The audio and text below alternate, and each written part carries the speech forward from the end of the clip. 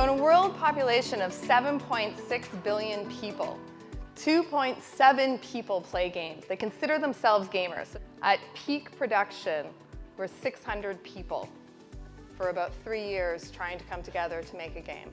Now, if you think about that, that's incredible because it's such an incredibly diverse and different experiences, different disciplines of people all trying to come together to make one product. In 2019, 100 million people watched the League of Legends finale. So to give you some context, the Super Bowl is usually the most watched sports event in the world.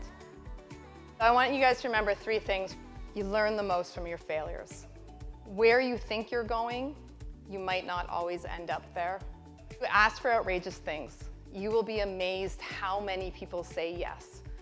If anyone thinks that a career, and I'm at the age of 40, is just excite bike in terms of the lap, straight, you're very wrong.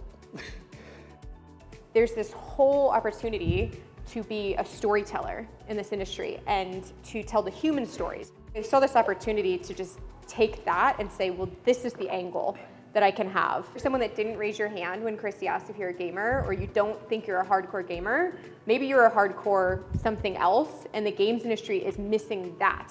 But you could be that hardcore data scientist. You could be that hardcore storyteller, that hardcore, whatever it is that you're passionate about. And so I think it's about realizing that. What I learned at university and what I talk to people who apply, what I talk to them about, what I talk to people who are trying to grow their careers, there's so many things that you learn while you're here that are just so transferable.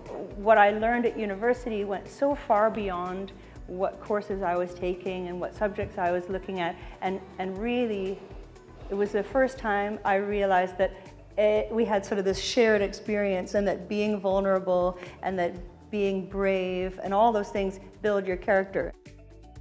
You have a platform being in university that you can join clubs, you can join companies or groups like Toastmasters outside of university, and just really go outside that comfort zone and be vulnerable. I think the number one thing that's completely across the board, if you get knocked down, it's corny, but if you get knocked down 7 times, get up 8. Don't ever think that an opportunity is too intimidating. It's so important to embrace that term team, because there's nothing you can get done without that team. The gaming industry is changing. The way people play, the way people buy, the way that people research, you have to constantly adapt. You have to adapt with your people as well.